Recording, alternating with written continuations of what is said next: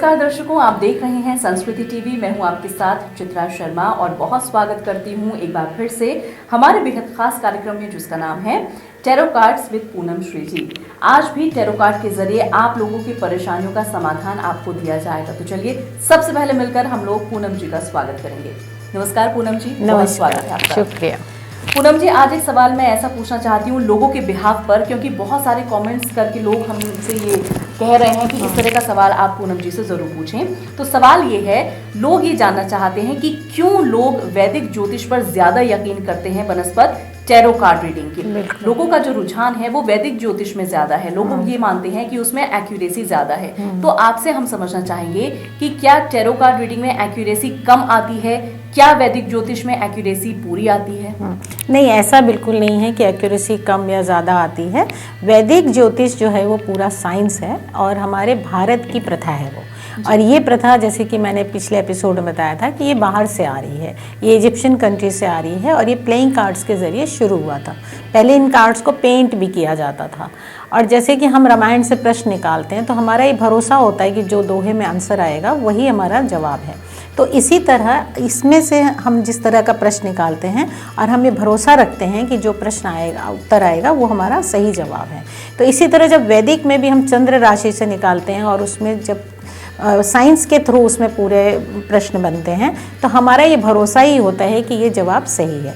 तो एक्यूरेसी की कहीं कोई बात नहीं, दोनों सेम हैं। और अभी क्योंकि लोग भरोसा, क्योंकि भारत की अपनी वैदिक ज्योतिष है तो उस पर ज़्यादा भरोसा करते हैं और ये बाहर से है तो लोगों का विश्वास थोड़ा सा अभी डगमगाया हुआ है। लेकिन फिर भी अभी काफ़ी तादाद में लोग टैरो कराने की इच्छा रखते हैं और आते भी हैं, करते हैं बहुत लोग, और बहुत अच्छा जवाब आता है और इमीडिएट आंसर, सही आंसर आता है जी। तो देखिए दर्शकों, यहाँ पर जो कंफ्यूजन है वो पूरी तरह से क्लियर हो गया है। टैरो कार्ड रीडिंग में भी 100% आंसर आपको मिलता है एक्यूरेसी के साथ। तो अगर आप लोग भी अपना भविष्य जानना चाहते हैं या प्रेजेंट में लेकर कोई परेशानी आपके जीवन में चल रही है, चाहे शादीशुदा जिंदगी को लेकर या करियर को लेकर, जॉब को लेकर, बीमार आपके घर में कोई रहता है, कोई भी सवाल अगर आप पूछना चाहते हैं तो उसका बहुत अच्छी तरह से जवाब पूनम जी आपको जरूर देंगी टैरो कार्ड के जरिए। और डिटेल्स आप जो देख रहे हैं अपनी स्क्रीन पर, बस इन पर आपको कॉन्टैक्ट करना होता है। अगर आप पर्सनली मुलाकात करना चाहते हैं तो भी आप पूनम जी से कर सकते हैं। इन्हीं डिटेल्स पर आपको कांटेक्ट करना होता है। अब कुछ कॉलर्स हमारे साथ हैं पूनम जी, उनको ले लेते हैं। साक्षी पांडे जी हमारे साथ हैं। और देखिए, जैसे शादीशुदा जिंदगी को लेकर मैंने कहा था, तो ये अपनी शादीशुदा जिंदगी के बारे में ही जानना चाहती हैं कि इनकी मैरिड लाइफ कैसी रहने वाली है। रिसेंटली इनकी शादी हुई है और आगे इनकी शादीशुदा जिंदगी कैसी रहेगी ये जानना चाहती हैं। जी साक्षी पांडे जी, हम कोशिश करते हैं आपको सही और अच्छा जवाब मिले। जी।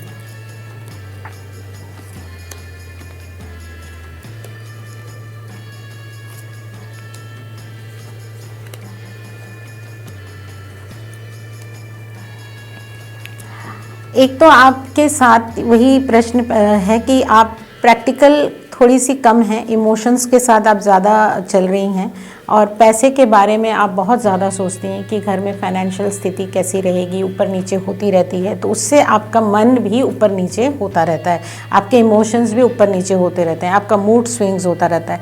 इसलिए आपके अंदर ये प्रश्न आता है कि मेरी शादीशुदा ज़िंदगी कैसी रहेगी, क्योंकि हालात हर एक के घर में अलग अलग तरीके के होते हैं। इसलिए पैसे के बल पर आप अपनी ज़िंदगी को ऊपर नीचे नहीं तौल सकती। तो थोड़ा सा प्रैक्टिकल होइए, चीज़ों को सामने से फेस कीजिए और अपने हालात पर कभी भी दुख मत कीजिए, उसका सामना करने की कोशिश कीजिए। आपकी खुद शादीशुदा ज़िंदगी में कहीं कोई दुख और तकलीफ़ नहीं है, आपके अपने मन में है ये तकलीफ़ और इसे निकाल के फेंकिए आप पहले बाहर।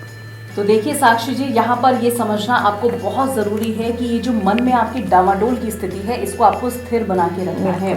जो आपके पास है, ईश्वर ने जो आपको दिया है, उसमें आपको खुश रहने की कोशिश करनी है। चलिए, अगर आप भी दर्शकों और अपने बारे में जानना चाहते हैं या पूनम जी से आप मुलाकात करना चाहते हैं तो आपकी स्क्रीन पर जो डिटेल्स हैं उस पर आप कॉन्टैक्ट कर सकते हैं। साथ ही साथ यूट्यूब पर हमारे पेज को, हमारे प्रोग्राम को आप लाइक करें, फॉलो करें और फेसबुक पेज पर भी आप इसको लाइक करें और फॉलो करना मत भूलिएगा। चलिए, अगली कॉलर हमारे साथ हैं प्रांजल आर्या जी। ये जानना चाहती हैं कि इन्हें इनके सपनों का घर कब मिलेगा। ड्रीम होम के बारे में ये जानना चाहती हैं कि आखिर ड्रीम होम इनको कब मिलेगा। प्रांजल जी हाँ, प्रांजल आर्या इनका नाम है। प्रांजल, हम आपके भी प्रश्न का जवाब देने की कोशिश करते हैं।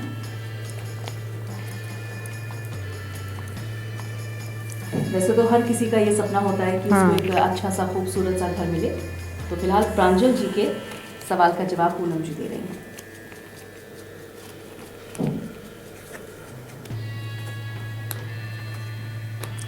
प्रांजल जी, घर तो आपका ज़रूर होगा, लेकिन अभी आपको उसके लिए शायद पैसे जोड़ने की ज़रूरत है। थोड़ा आप पैसा जोड़ लीजिए, और जितना आप उस चीज़ को इतना सीरियस लेके चल रही हैं कि जिसकी वजह से आपका मेंटल डिस्टर्ब हो रहा है, उसको दूर रखिए। घर होना बहुत अच्छी बात है, और घर को बनाने के लिए जब आप स्वस्थ रहेंगी तभी घर बना पाएंगी। तो पहले अपने आप को स्वस्थ रखिए, पैसों का इंतज़ाम भी करिए, और घर तो आपका 100% बहुत जल्दी बनेगा। लेकिन उसके लिए जो कोशिश मैंने आपसे कहा है, पहले वो कीजिए। चलिए, तो प्रांजल जी, यहाँ पर आपके लिए खुश होने वाली बात यह है कि घर आपका बहुत जल्दी बन जाएगा, लेकिन आपको थोड़ा सा पेशेंस के साथ रहना होगा और अपनी हेल्थ का सबसे पहले आपको ख्याल रखना होगा। थोड़ी सी फाइनेंशियल प्रॉब्लम भी आ सकती है, लेकिन उसको आप भी ओवरकम कर जाएंगी। लेकिन सबसे पहले आप अपनी हेल्थ पर ध्यान दीजिएगा। फिलहाल वक्त इशारा कर रहा है, कार्यक्रम को विराम दे रहे हैं, लेकिन चलते चलते आपको याद दिला दूं कि आप हमारे प्रोग्राम को फेसबुक पेज पर लाइक करें और यूट्यूब पर भी आप हमें फॉलो करें, लाइक जरूर करें, और स्क्रीन पर जो डिटेल्स हैं उस पर कॉन्टैक्ट करके आप भी अपने बारे में तमाम जानकारियां प्राप्त कर सकते हैं। फिलहाल कार्यक्रम में आज के लिए बस इतना ही। पूनम जी, आप हमारे साथ जुड़े, आपका बहुत धन्यवाद। बहुत धन्यवाद। नमस्कार दर्शकों। साथ ही आप पूनम जी से करना चाहते हैं परामर्श, तो नीचे दिए गए नंबर पर संपर्क करें।